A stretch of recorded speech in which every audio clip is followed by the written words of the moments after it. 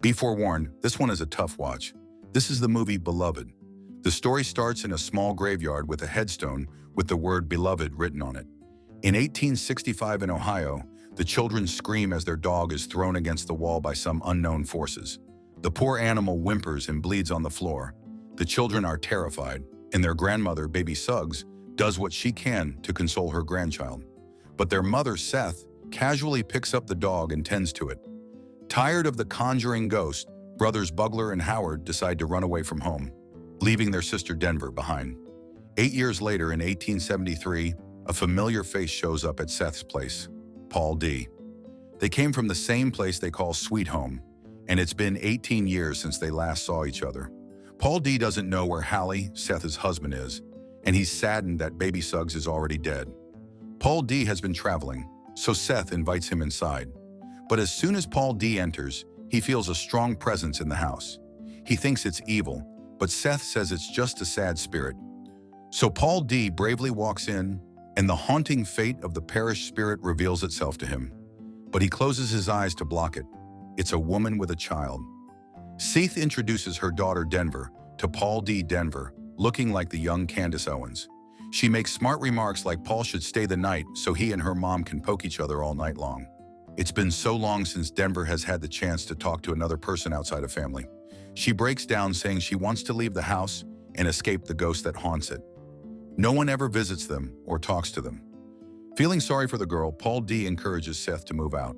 But Sethe is done running away. She's not going to leave this time. She reveals that back in Sweet Home, the plantation they were slaves in, she was pregnant with Denver, nursing another baby and caring for Bugler and Howard. They were planning an escape, so Sethe sent her kids away first, and then she came back for her husband, Hallie. Unfortunately, the man they call the school teacher caught her, and his sons raped her, drinking milk from Sethe's breasts. Sethe told Mrs. Garner the truth, and when they found out Sethe told on them, they whipped her, leaving deep scars on her back.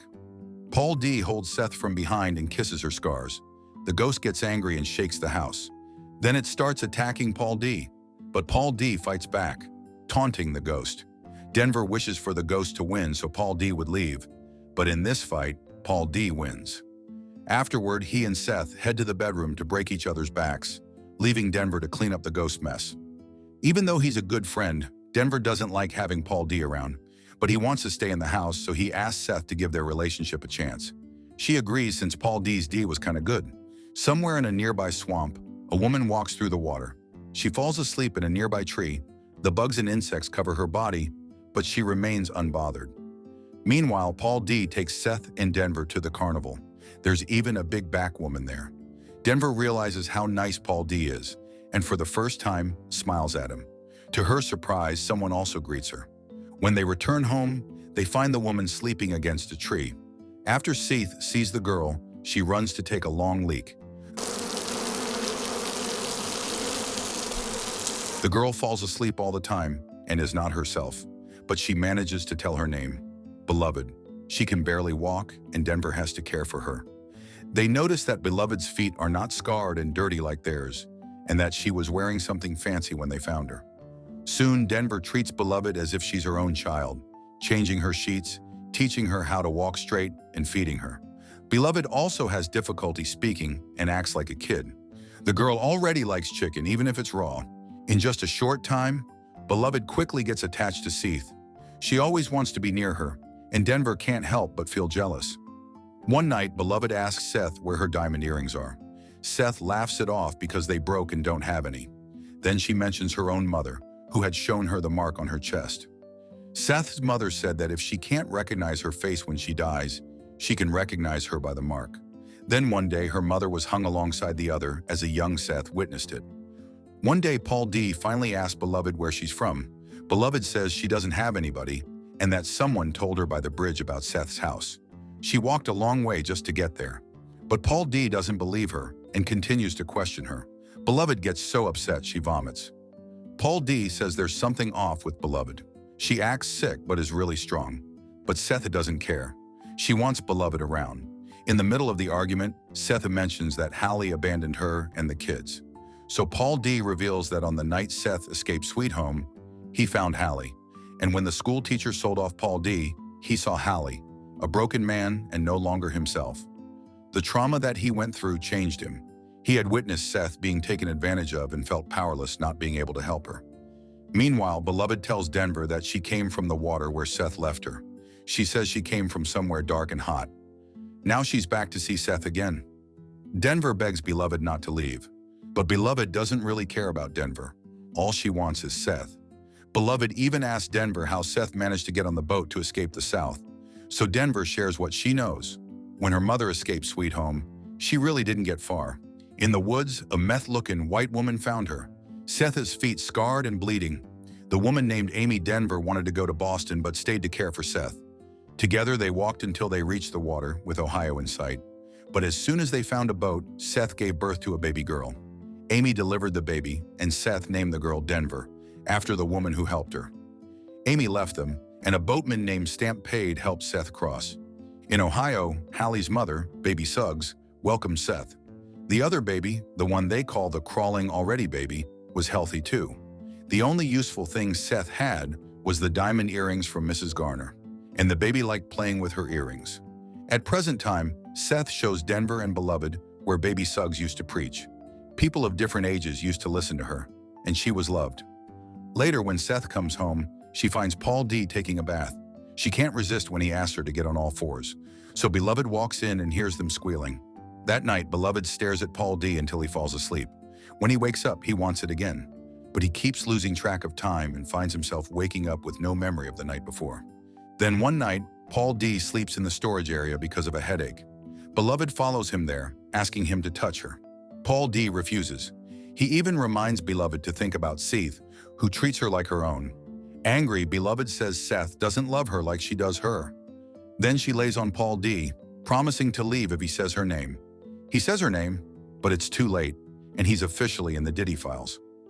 A red light wakes up Denver, and she hears Paul D doing something outside. Feeling guilt, Paul D rehearses what to say to Sethe, but he's caught off guard. Instead of telling the truth, he tells Sethe he wants a baby with her. Sethe is overjoyed. Paul D announces to his friends that he's excited to work and earn because he and Sethe are going to start a family. Everyone is shocked. Stampede, who happens to work in the same company, approaches Paul D and shows him a newspaper clipping. It's about Sethe, but because Paul D can't read, Stamp offers to read the story for him.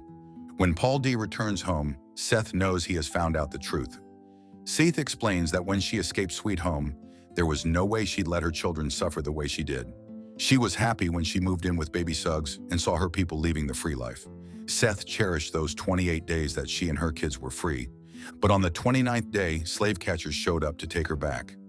Sethe grabbed her babies and told Bugler and Howard to hide in the shed. Onlookers wanted to help, but they couldn't. Stamp froze in fear. Sethe screamed, and baby Suggs was terrified. When the men followed Sethe into the shed, Stamp was able to catch baby Denver. It was a bloody scene. Sethe had just slashed the neck of her baby girl. The two boys were unconscious after she hit them in the head with a shovel. Sethe wouldn't give up her kids. Even the slave catcher cried when he saw the dead child. Thinking there was no one left to claim, they left. Luckily, the boys and baby Denver were still alive. Sethe believed her babies would be safer if they were dead. After hearing the truth, Paul D says what she did was worse than if they ended up at the plantation.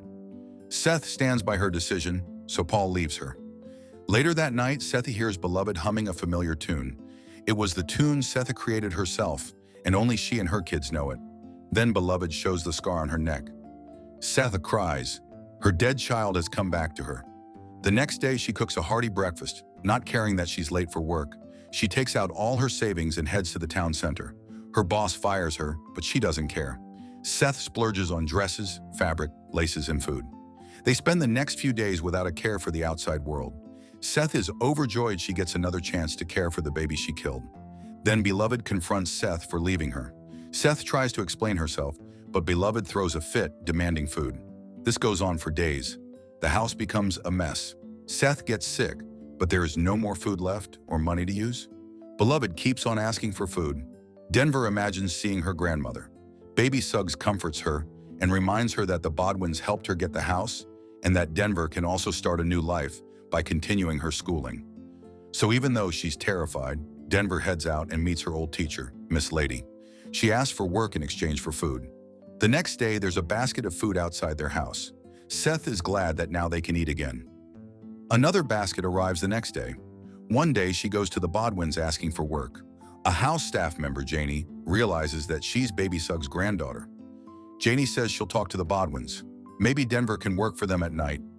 Then suddenly, Denver breaks down and shares what's happening at their house. Janie shares the story with other women. They're terrified that Sethe's dead baby came back to life.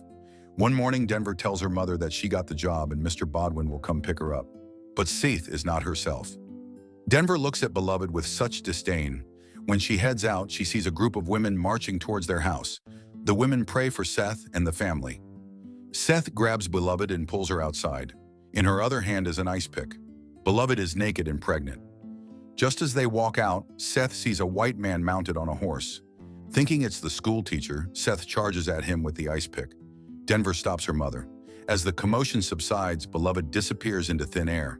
What's left is just a quilt and some insects. Sometime after that, Denver sees Paul D again. Denver has heard about what happened and is curious if the rumors are true. Denver says Beloved is gone now. She also admits sometimes she thinks Beloved really is her dead sister. Then before she leaves, Denver tells Paul D that he can visit Sethe if he wants to. When Paul D visits Sethe, she's still thinking about Beloved. But Paul D, still in love with Sethe, convinces her that she's enough and that she is the best thing ever. Toni Morrison's book Beloved was heartbreaking, and this film portrayed it so well. Everyone did an outstanding job, and that scene still haunts me to this day. What did you guys think of this one, and did you guys read the book?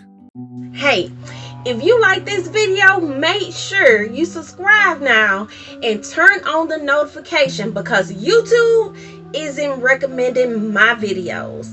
And if you like to watch more foolishness, click here or here.